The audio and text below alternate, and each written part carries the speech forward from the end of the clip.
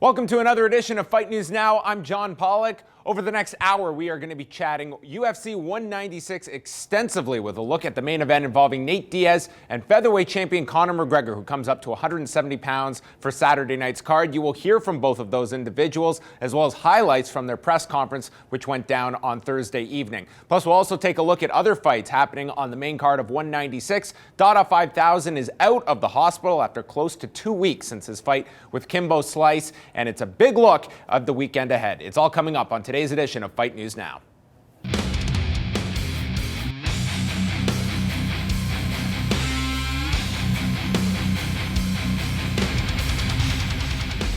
Here with John Ramdeen and Robin Black as we are into the final hours or so until UFC 196, which this is about when you get to the 196 overload, where we have talked about every angle. Everyone is looking forward to these fights. They've certainly drummed up a lot of last-minute interest for this based on the press conference, which we're going to take a look at in just a second here. But certainly it was the pull-apart at the end that, as expected, has got picked up by a lot of outlets. TMZ picking up some carefully crafted audio of Nick Diaz telling Nate, if that guy puts his hands on you, it's on. I don't know how they got a hold of that footage, but I'm sure the UFC was not complaining that they found it. So let's take a look first at some highlights from the press conference on Thursday involving Conor McGregor and Nate Diaz.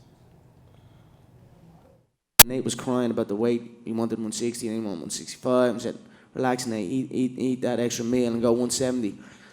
So I said yes to 155. While they procrastinated, then I said 170. Dana, did he say yes to 155? Yes.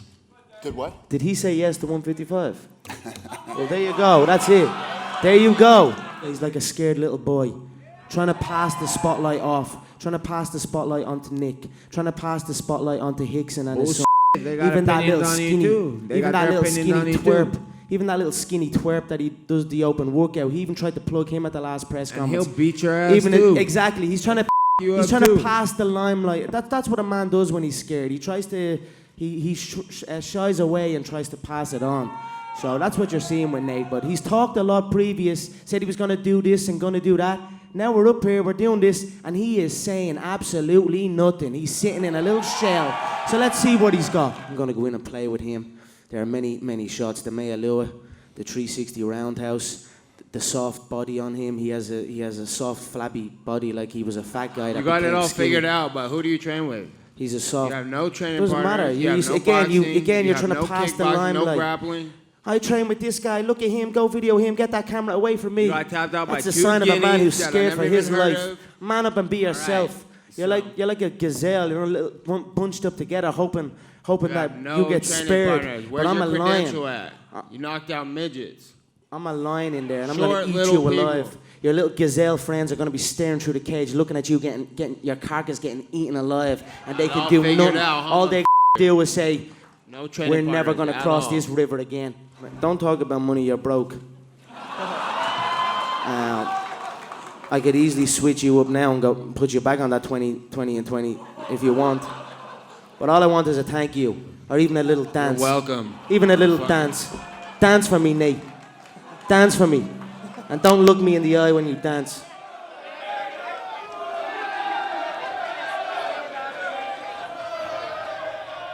All right, so certainly a lot coming out of that press conference involving those two. As we've seen in the past, where you can certainly say it got into the head of Dustin Poirier, it got into the head of Chad Mendes. There was even some of that with Dennis Seaver. With Nate Diaz, I don't know if we're so much looking at how it's affected past opponents, because I wouldn't expect any other Nate Diaz. I mean, Nate Diaz, this is par for the course. This is not somebody that is approaching press conferences with a big smile and just excited to talk to the media or be any more energetic than we saw him. I think Nate Diaz, in a strange way, this is kind of consistent of how Nate Diaz approaches fights. Yeah, 100%. You just look at his fight with Michael Johnson. That explains the type of individual that we're talking about, that he's able to slap Michael Johnson and point in his face and talk at him and laugh at him, one of the best 155-pound fighters in the world. So Nathan Diaz and that whole Scrap Pack camp just seem to be made of something different than everybody else, that they don't care. Yes, maybe Conor is rattling him, but Nathan Diaz says, okay, you can talk all you want, but when the cage door closes, you haven't faced people that I have. And we were talking about this, about the whole Jose Aldo thing. You can understand how Jose Aldo kind of slipped in a banana peel, and some people say he didn't because Conor did this, but having to deal with the stuff that Jose Aldo dealt with for a year, constant verbal abuse, you could see how that would throw somebody off their game. Yeah, I think it's fascinating. I think it's you're going to see a lot of similarities in the guys who are doing this well. Conor McGregor discusses openly that this is not meant as a type of warfare. He's being himself, and it's his authentic self, and it's the way that he prepares himself to fight. But there's a lot of very big similarities between that and what Dominic Cruz did with TJ Dillashaw, trying to speak truths as well as he can find them, trying to put ideas in his head, frustrating him. Dominic Cruz to TJ Dillashaw, how are you going to beat me? That doesn't make any sense. Those are opinions. In this case, he's like, you're a scared man, obsessed with who your training partners are. They won't be in there. We've never seen Nate Diaz sitting down. I know the camera might not catch it, but he was sitting down like this at the press conference. There are signs that this will affect him. But much like Cruz and Dillashaw, Cruz affected Dillashaw, and that fight went 5 full rounds, and it was right down to the end in a split decision. Does all this stuff matter? Maybe. Maybe not. So the circus had to continue after the pull-apart because then they had to go do satellite interviews, and we have acquired some of the footage of that interaction between Conor McGregor and Nate Diaz. He tried to pull something cheap because he's f***ing sketched out. Like, yeah, Phil, come and look me in the eye. Yeah, whatever. Put your hand in my face. Yeah. Come look me in the eye and see what happens. I'll break your face. I'll leave you bleeding out of your cheekbone.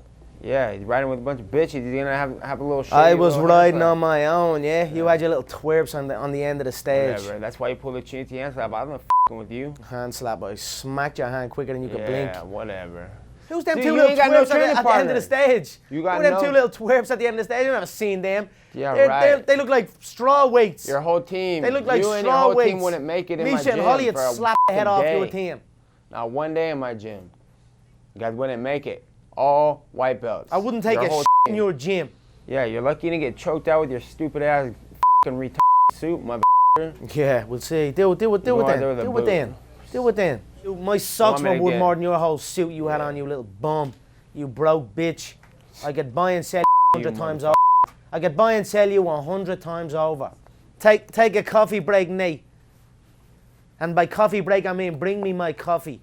Nate can only count to 5. 10. Count to 5, Nate, will you, if you can? You count, mother.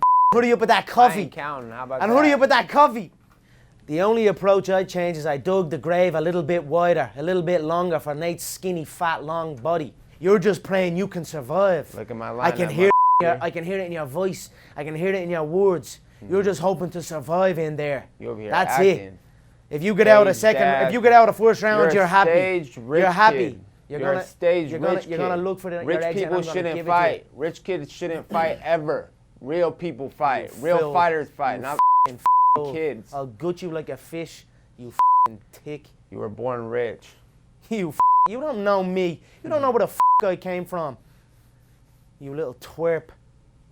I'll ride into Stockton and take everyone out. Full of snitches in Stockton. Mm-hmm. Never heard of Stockton in my life. Yeah. Canaries in Stockton, yeah? Sing like little canaries, Why I you calling heard. people gazelles too? You got the weakest, lamest lineup of training partners I ever even heard of. I'm just looking at your little frame. Yeah. And it just reminds me of an injured gazelle. Yeah. Strapped up. People don't know Take what your that top means. off. Take your No top one knows off. what that means. It's Take in your America. top off. Take your top off.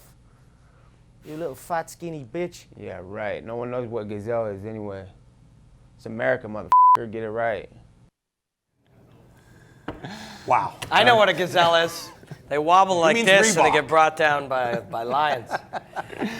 I mean, these two, God bless them. They are that's all you promoting need. this thing That's all you need. to the tens. Yeah. And Thing I of- hope they both make a ton of money. Well, we know that they Yeah. are going to make Yeah. quite a bit on Saturday night because this is going to be. You're literally crying. Oh, Like, you I- are laughing so of hard. course. There are Yeah, tears it's- in your it's eyes. awesome. I've already seen this, and I'm Yeah. watching it a Yeah. second time. It's unbelievable stuff from these two. It really is. You know, we talked about this as well before the Michael Johnson fight, how much of a factor not having Nick in his corner, which is the case for this one as well. Nick is still under suspension, can't corner his brother in this particular fight. But I think we saw against Michael Johnson, I don't know if that's necessarily going to make any kind of difference because Nate looked outstanding against Michael Johnson in December. But there's also reports that they have beefed up security here, and I think that's probably a preventable measure, not just out there for added hype. I mean, the fact is, these are not two where I see just a peaceful shaking of the hands after this fight. Maybe that is what we get, but maybe not. Yeah. KJ Noons can tell you what happens after a fight. I don't think these guys are going to shake hands. But again, you never know. They both are martial artists at heart, so that's what it comes down to.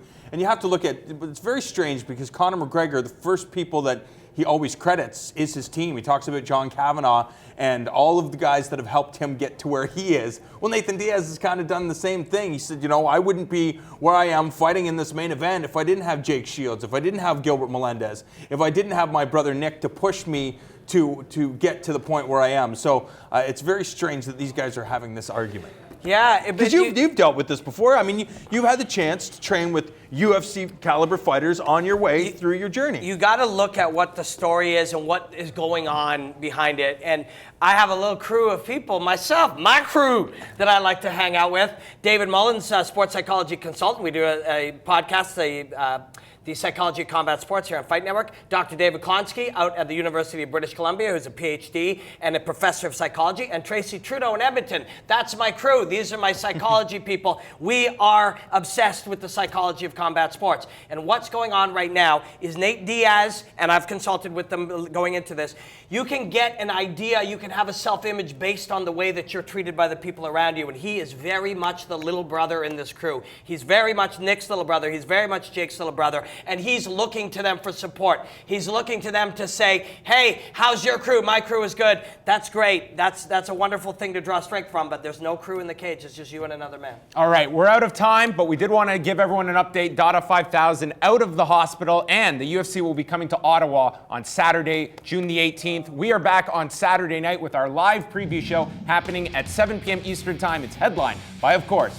Conor McGregor and Nate Diaz, plus Holly Holm taking on Miesha Tate. Tune in 7 Eastern Saturday night.